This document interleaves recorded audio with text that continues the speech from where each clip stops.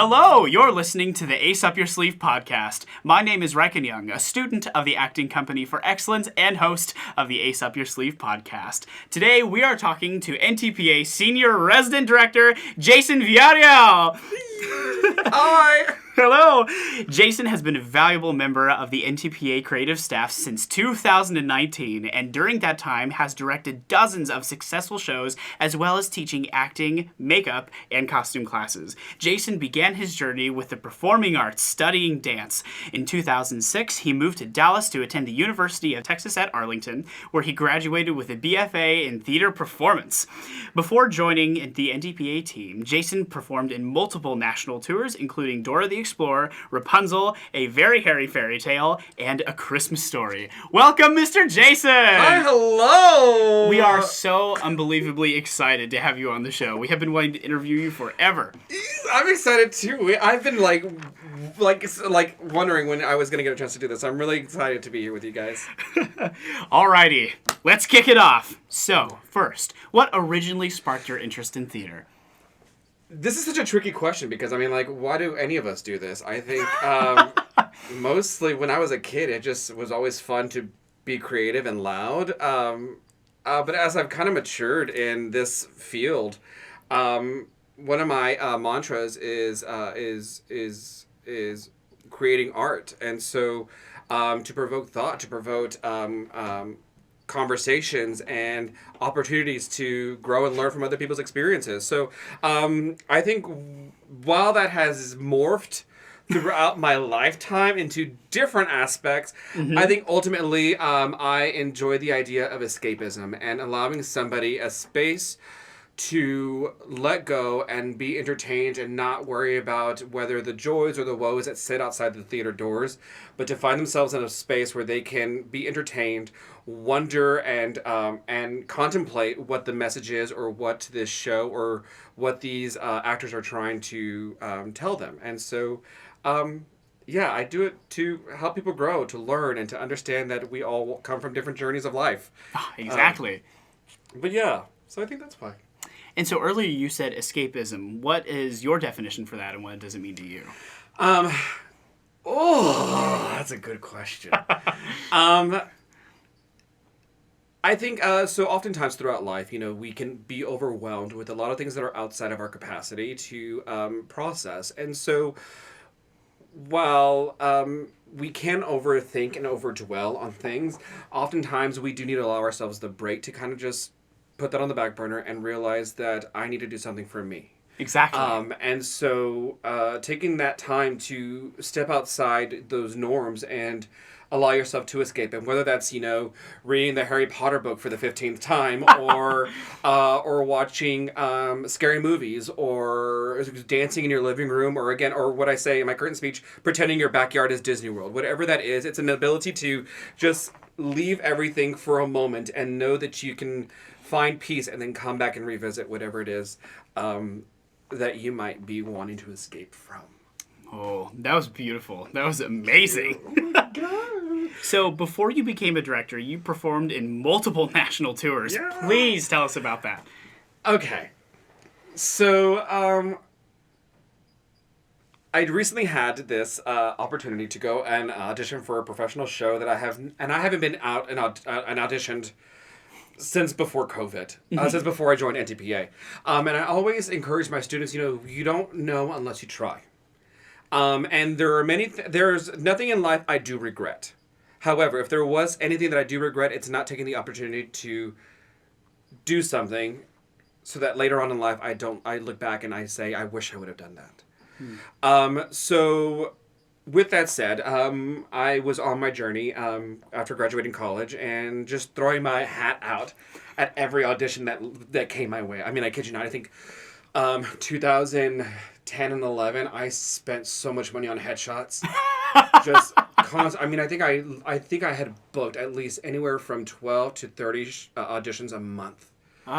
Just going out there and throwing my name in the hat. And some of those lines catched, and some of those catches were big fish. And I got the opportunity to really just explore and spread my wings and realize the joys that come from performing. And Actually, I'm going to kind of go off on this one tangent because it's a ahead. very special moment to me. We were doing Rapunzel, a very hairy fairy tale, and we were at some theater. It was this gorgeous venue. I mean, probably sat 3,000 seats. And we had gotten notice that the show had sold out, and we're like, what? How cool is this? Like, we're going to perform for all these people. And we get out there, and it's like one row of like 10 people. Oh, no. And so, like, you want to be frustrated, but we found out that it was with this program called the Wounded Warrior Program. And it is a charity that goes and provides kind of like Make-A-Wish. So all these kids that were facing terminal illnesses, they came into the theater, they sanitized the area that they will be in contact with, and the kids were able to see our production and really just kind of, and really just have an escapism and an opportunity to like leave a place that they were stuck in for so long and find themselves laughing, and they wanted to come and hug us after the show, but we couldn't because we were all sweaty and full of germs. Oh, of course. And a lot of them were immune compromised. But with that, being on tour, Jesus, you get to see the world for free. So to speak. I didn't get to do too many, not international, so to speak, but I got to see some of the biggest cities in the United States. I got to see some of the smallest and cutest towns in the United States. But it's really interesting, you go back to Shakespeare with troops of actors, and you find your tribe, you find your little troop, and you get to go on these adventures, and some of these people to this day become some of the best friends that you've ever had in your life. Do it. I mean, what have you got to lose? If you see an audition notice to do a tour, I dare you. Triple dog dare you. Oh. Go do it. Do it. You have to take that triple dog dare. What is just a fun story that you have while being on the road in one of these amazing national tours? Oh my gosh. We were in St. Louis for A Christmas Story, and it was over the holidays, and it's, I don't know, just go and we were there for 3 weeks, so that was the longest time we had ever spent in a city, and so you kind of got the vibe to feel what it was like to live there, and you were with your company, so you already felt like you had friends in the city. Of course. But checking out the museum and the arch and the bridges, I mean, just the architecture. They had one of the coolest museums ever. If you ever in St. Louis, what did I say? St. Louis. St. Louis. Go to their museum. Like, they have an adult playground, and you have to go, and I encourage you to bring some knee pads, because you get to crawl through all these tunnels and be suspended in the air. Wow. And they have all these interactive stuff. But even then, when I was on Rapunzel, we were in, I can't remember the location. It's on my Instagram somewhere. But it was one of the oldest cities in the nation. And just walking down old America, and the bricks and the stonework and the stairs on how tiny they were. I mean, it was just so bizarre. But to really kind of, travel in time back to this era, it was, I don't know, you get to see a lot of beautiful things, and with that, it kind of really just opens up your mind, that we're not so limited to what we've been exposed to. We have the opportunity to go out and see so much more, and I think that was one of the coolest parts about adventuring out on tours is you get paid to visit new places and perform for different audiences, and it's pretty empowering, and it's pretty it offers you a lot of wisdom. So I encourage you, do it. And so basically, it takes you all over the world, and you're able to gain new experiences, and even find new friends. As you said, in St. Louis, it felt like you had friends in the city, and we really you have a big name. My friend Marco. It's it's long distance now because I'm in Dallas. But knowing we have the opportunity, if I'm hey, me and my partner, we're gonna go to St. Louis. We have a place to stay, and we have someone that can show us the stomping grounds of how things have changed and all that stuff. So just meeting new people, and what better way to live your life than to meet new people and learn new things and become more engrossed in different people's cultures. So, yeah. Here, I completely agree. Do it. Please take advantage of what you have in your life. You're young. You only You're got young. one. You only got one. That's what I say. So, speaking of that, what do you appreciate the most about being a director of youth theater? Okay, the coolest thing ever is seeing these artists, and I try my best to not call them my students, because it's just but rather my artist. Not my artist, but the artist. Exactly. Is seeing them, one, grow in confidence to unimaginable lengths, and to also see it when things click, when they've been struggling for on a certain song, on a certain note, and all of a sudden they hit it. I'm sorry, that was really loud. But it is the most rewarding to see these young artists blossom and grow in their craft and wanting to become stronger and better artists, not only for themselves, but for the ability to tell stories and help people escape their life and learn new journeys. I think, yeah, these kids, these young artists have really held my heart down here, because they teach me how to be a better artist, but to help other artists learn and grow and nurture their craft. And I think that is, what are we doing if we're not creating a better group for the future? So, yeah, that was a good question. Thank you very much.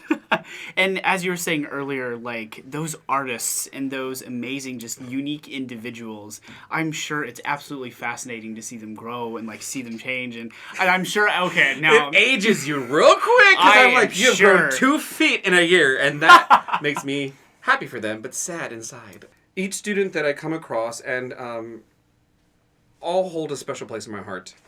And so it's really weird, like... I don't know, if you would have told me back in 2009 that I'd be doing this, I would have laughed out loud, say, that is bizarre. And here I am, absolutely full of pride. Especially when I have friends from Broadway texting me about my kids performing for 7,000 people. I think that is some of the coolest stuff. And yeah, so, yeah, I guess, yeah, just... These young artists make me proud. I'm very fortunate to be in this position and to help these young artists grow. And we're very glad to have you here. You're an amazing director, and oh my gosh, I can't wait to do a show with you. It's gonna happen. It will at some point. So, speaking of shows, do you have a favorite show that you've directed? If so, why? Well, despite the controversy, I tend to lean more towards shows that have an impactful message. Because again, it's hard for people to. I should say it's hard.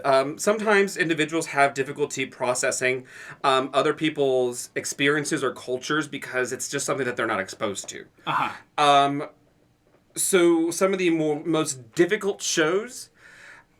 For me, that I'm very happy to have directed were shows like Kinky Boots, where there is a strong message, and without getting too much into it, but with our current climate on how we approach the community, the LGBTQIA community, I thought it was a very important message to tell. And then the other show was definitely Spring Awakening. One, because of the intense subject matter and how we actually brought in a good friend of mine who's a youth therapist who was able to be a consultant on the project because of the subject matter. And so these actors were able to find themselves in a space where they could feel comfortable and open up and allow themselves to be vulnerable, which I think is very important whenever you are directing a show, is to make sure that you cultivate a safe space, because as artists we have to be vulnerable in order to create authentically. And I was just really impressed with the amount of professionalism that these young artists came in with, and how they were taking this script and not even, it was a 2-week production for a full length that is so heavy. But even then I got COVID at the beginning of that. So we only had like 5 rehearsals, and these artists knocked it out of the park. So I think some of the best work that I feel was accomplished in my time at NTPA. But yeah, I think just shows that kind of spark when the audience can go and they leave talking about it, and not about the performance but about the story. I think that's pretty cool. So yeah, Spring Awakening. I love those shows that when you walk away, they make you think and they make you just ponder and perhaps even change your perspective occasionally. Like, I have seen so many of those shows where I walk away and I just sit in bed awake, like until like 3 a.m. in the morning. I'm like, man, that was a really good show, but not just because, and going back to what you're saying, not just because like the choreography, the dancing, or like the crazy like singer soloist is like, oh my God, but also because of the message it portrays, and also sometimes the hidden meanings in some of the littlest lines that when you really dig into, it really makes you go, maybe I could change my perspective. So, my favorite show of all time, and I haven't had the chance to direct this, is Into the Woods. And because it is so reflective on life. It's so parallel with a lot of things. And Stephen Sondheim is a genius. R.I.P. Sondheim. I love you and I miss you. But oftentimes in life, I quote the baker's wife.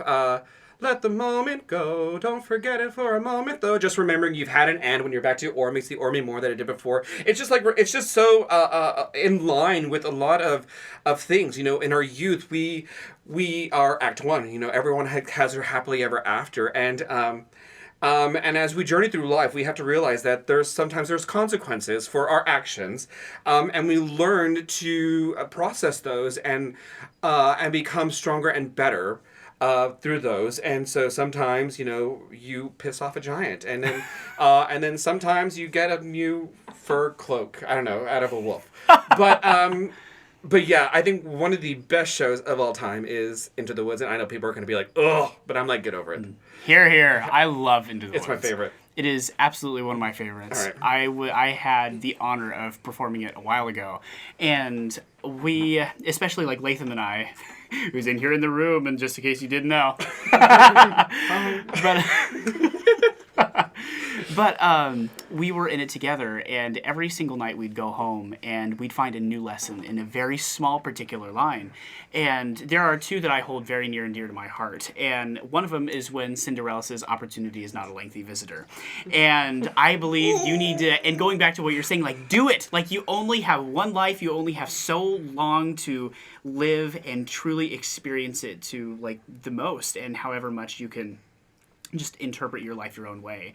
And then the second one is when the old man is comforting his son, the baker, and he tells him, like, when are we to know? When are we ever to know? And that also explains that things happen at random, and nothing has to have a reason. Nothing has to be truly solidified in stone, but it truly matters how you interpret it, because it can truly, maybe like some sort of action that you interpret as being like a bad, just like a bad action or a bad vibe that gets you down, could also secretly be a good thing and have like the slightest silver lining that not only teaches you a lesson but makes you a better person. And so I love that you really brought up Into the Woods, because I love you were saying that. Like, keep on, sorry. It's totally fine, but I have such a special connection with it, and I do believe that everybody needs to watch it, and I'm sorry, but I think it is one of the best musicals of all time. Listen, so help me Sondheim. I swear I could write a dissertation on this musical alone. As could I. Another one is, and I think you guys are familiar with this, on how I think community is important. And one of my favorite lines that's very dear to me is when the baker and Cinderella sing, no one is alone. No one is alone, and together we can make it so. Because there was a moment a couple of years ago, and the girl who played my Cinderella when I played the baker, something very drastic happened, and I was in the middle of like spiraling into a dark place. And she texted me and she was like, "Hey, remember, together we can make it so." And I was like, "You beautiful woman." It was just what I needed to hear, and it just reminded me that that no one is alone. And even when you are suffering from very dark moments in your life, it's very hard to see the positive outcome or the people that are there to support you and love you. But it takes that harsh reminder that we're not alone and together we can make it so. But yeah, anyways, that was a long... Oh, I feel refreshed All right. after talking about that, though.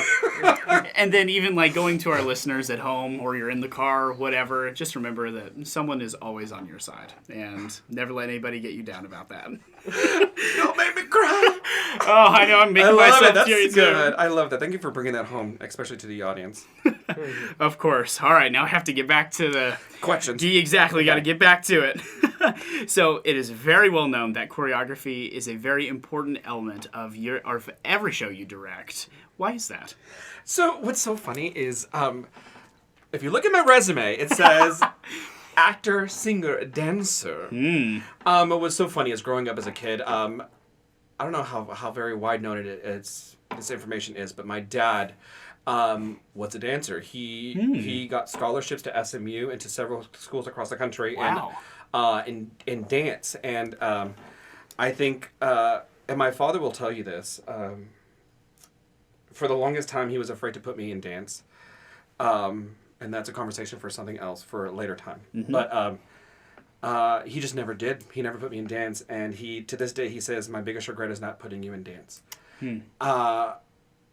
But I do believe that part of it was also genetic. I mean, I feel a good beat and I can't help but dance. And then I went through my 20s as a chorus girl. Chorus boy, but be whatever you like. Be whatever you like. That's what I say. Yeah, there's one of my professors in college told me once when the lines can no longer contain the emotion, the character will go into song, and when the lyrics can no longer contain that emotion, they go into dance. And what's so funny is I find that very reflective in my life. I will often be in the kitchen for no reason. I would just start do. And my partner walking, he's like, "What are you doing?" I go, "I don't know. I'm just happy." And so then it's just cut to me and my dog's doing a two-step in our kitchen. But yeah, I think. And this is also very cheesy and silly, but there's this episode of Will and Grace where one of the characters is dating a dancer, and he's like, "There's movement in everything just from taking this plate. Look at this." I used to think that was the silliest thing ever, but I'm like, there is dance and everything. And so, I don't know, there's... I think there is, you got jazz, you got tap, you got Fosse, you got ballroom, you got all these different forms of dance, but I'm just exploring movement in general, which people, give a lot of hate to modern dance. They're like, "I don't get it. I love it." I mean, it is what it is. It's movement. It's expression. It's expression! Thank you! What was the question again? Oh, I'm so sorry. Why is choreography important to yourself? Because it's an explosion of emotion. Oh. Put that on a shirt. Oh, no, we totally I dance will. an explosion of emotion. I copyright it. We have little cue cards that we put up before every episode, and I think that'll be on there. I love it.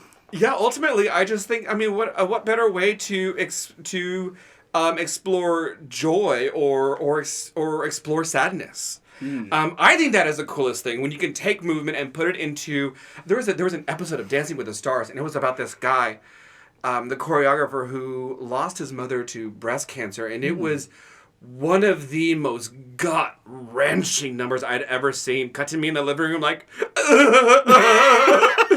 my dogs are like, "What's up with you, dude?" But yeah, I think choreography is beautiful, and not to mention, we can go on this tangent for like another 30 minutes, but to also show the difference in cultural backgrounds. I grew up dancing ballet folclórico, which is, I call it like, Latino tapping. Can I tap dance? No. Do I try? Yes. But Because as you said before, there's no use in not trying. there's no use in not trying. Which is funny because some of my kids look at no, actually it's my goddaughter. She's like, I'm not going to hold your hand if you keep dancing. I was like, well, I'm going to dance bigger then. Yeah, and I think it's really cool. Again, provoking thought. If you guys haven't gone down to the Latino Cultural Center in Dallas, Academia Theater does a lot of community projects. And so they'll bring in some, and I mean, according to Ancestry.com, I'm also my Native American, and what's really crazy, and I think it's really cool, is my Mayan side. Mayan side, I don't take ownership. I do take ownership of it, but I wasn't raised in that culture. Yes. But it's really cool to kind of look back and be like, I'm part of that. Mm-hmm. That's part of me. Absolutely. But they do a lot of traditional Aztec and Mayan dances and with all the elaborate costumes. And then there is Jubilee Theater in Fort Worth that is predominantly African American or the Black community, and they have these epic cultural dances. But yeah, just kind of exposing yourself to different forms of dance and what that means to that community and how that can play a part in you. I mean, and then we bring that back all to musical theater. And so, and how those cultures can reflect in the choreography you see on stage. I can't help but think, what opportunities are you missing out by not giving somebody who's not your traditional or stereotype the opportunity to come in and tell a story? Exactly. So, I think, Rodgers and Hammerstein, beautiful. Thank you so much for all your work. But the controversy that came up when Brandy, a Black famous actress, musician, she wasn't acting, she was, that boy is mine. She was really good. Anyways, jam out to that. But what they were able to bring to the story, and then we recently saw it in Little Mermaid. Yeah. But vocally, who else could have done that? She sounded so good. But I think it is important to let other people step into the light and get the opportunity to tell different stories. And it's not just about the color of our skin, but our backgrounds and our culture and our gender fluidity or queer status. I think that there are many voices that get lost in the shadows because they're not willing to shine the light on them. And so I love it. I love it. I'm like, when people ask me, well, why did you cast that? Why not? What have you got to lose other than learning a new way to tell the story? So I'm very passionate. I can go on. About the diversity and the equity and the inclusion because while it does deliver a massive way to tell stories, it also delivers a great way for the community to come together and be stronger. It gives the opportunity for people to learn and to grow and to become better humans by learning what other people have to offer. That was wonderfully said. I actually do want to go back to something you said earlier. When somebody comes to you and they say, "Oh, why did you cast it like this?" and you say, "Why not?" That is such an unbelievably just underrated thing to say to somebody when they when they say something like that to you. And so, what does that expression mean to you? Why not? And so, when you're applying it to daily life, or let's say going back to the scenario earlier, you're casting somebody who has never been even considered for the role before, and you are shining that light on them, and you are bringing them up.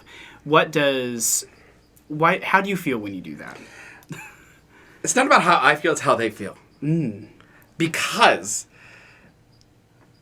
we've all had that moment in our life where we're like, they noticed me.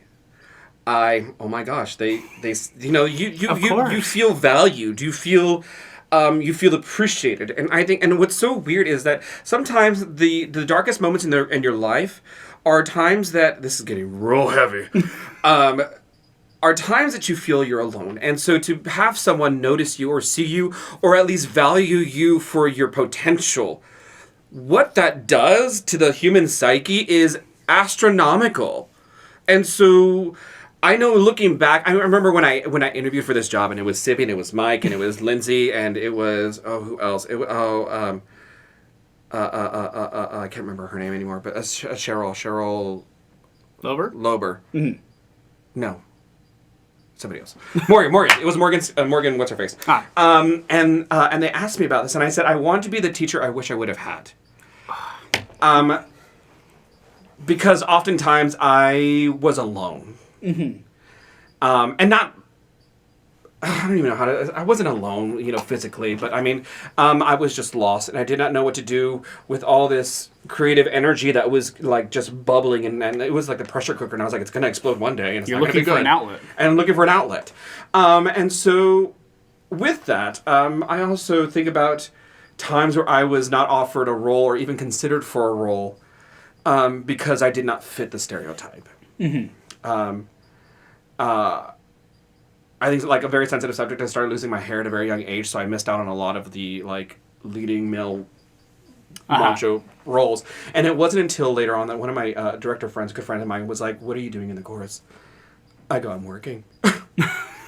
He was like, "No, what are you doing in the chorus?" I go, I'm dancing." I go, "Oh, what are you asking me?" He was like, "You don't belong in the chorus." And he gave me my first like big breakout role, and I thought the way that made me feel, like what we could do to the future of artists if they were just given the opportunity to take advantage of a role that they never thought that they would have gotten, and then kill it. Exactly. And it's so interesting because I do have some directors come back and they're like, "I never would have seen that." Well, you never gave them the chance. Not saying anybody here, but Yeah. in general. In general. But yeah, so it goes back to the why not. You sit back and you're like, well, if I don't do this, then, XYZ. If I do this, well, ABC. But it just goes into life. I mean, every day, if I can tell anybody anything, ultimately is don't suffer with the what ifs. Into the woods. Don't do the what ifs, because you will look back when you're 25, when you're 30, when you're 80, hopefully. And you will look back. I was like, I wish I would have taken that chance. I wish I would have gone out for that role. I wish I would have done that tour. I wish I would have gone to Europe. I wish I would have, what if. And while again, I don't live my life in regrets, that would be something to regret if you didn't take that chance. As long as you're looking at an undertaking and you feel that you will look back and say, I should have done that. I should have gone out for that role. I should have tried that sushi place. I should have asked them out on a date. Whatever it is. So, why not? It's so valuable to acknowledge people for their bravery. And to learn that if you tried it and you failed, at least you will grow and learn for the next time. Ultimately that's what wisdom is, right? I am here to bestow my wisdom to you guys so you don't make the same mistakes that I did. Get it in writing. Any job you get, I want a contract. But yeah, ultimately, why not? You do you, boo-boo. What's so funny is was it a couple of winters ago when I first started working here, I was doing 101 Dalmatians or whatever it was, and I had little Ruby and I had my fur coat, and I was at Fairview for 12 hours, and I was like, I need to go for a walk because I've been, in this building. And these young artists were like, Mr. Jason, your coat. And I was like, you got one life to live. You might as well be walking art. Hear, hear. I mean, what's the point? Unless you, make people think. Make people say, oh, I like that coat. Or people say, I wish I had that coat. Just you do you, boo-boo. Live yourself authentically. There's no point in living to other people's standards because you're your own person and no one is a carbon copy. Be yourself. Live yourself authentically. Radical self-expression. Community. What is something else I always say? And party. And party! Yeah, and I think there's a mantra I always leave with my kids, and it feels quite silly, but I need to always drive it home on how important it is to me. But at the end of every rehearsal, I always say this. I stole it from a show, so don't comment. Okay. Part of it. The rest of it's all mine. But I meant what I said, and I said what I meant. Jason is faithful 100%. The world is better because you are in it, and my life is full of joy because you are making art with me, and for that, I will always say gratitude. Yeah. A person's a person, no matter how small. No matter how small. And now, Mr. Jason, it is a time in the Ace Up Your Sleeve podcast where we ask every guest the same 5 quick questions. We must answer every question quickly and without explanation. Are you ready? I am nervously ready. What was the name of the first show you ever performed? That was like a Santa Claus thing at school. No, actually, no, I take that back. It was a nativity scene at my church. What is your favorite show? My favorite show, Into the Woods, duh. What is your favorite role you've played? Baker from Into the Woods. What is your dream role? Oh gosh. Panic. I mean, I would say Baker Into the Woods, but I already played it. Oh my gosh.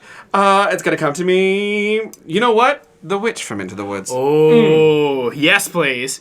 And finally, what is your favorite candy?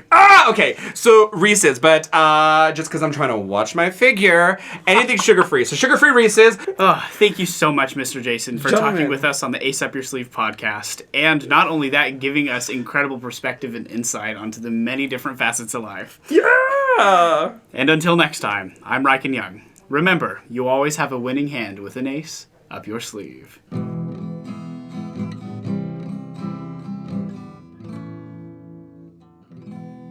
The Ace Up Your Sleeve podcast is brought to you by the students of the Acting Company for Excellence at North Texas Performing Arts. This podcast was created by Reichen Young, with sound design and editing by Latham Young. NTPA is a nonprofit organization dedicated to developing the character of youth through quality performing arts education and family entertainment. Learn more about upcoming programs and events at ntpa.org.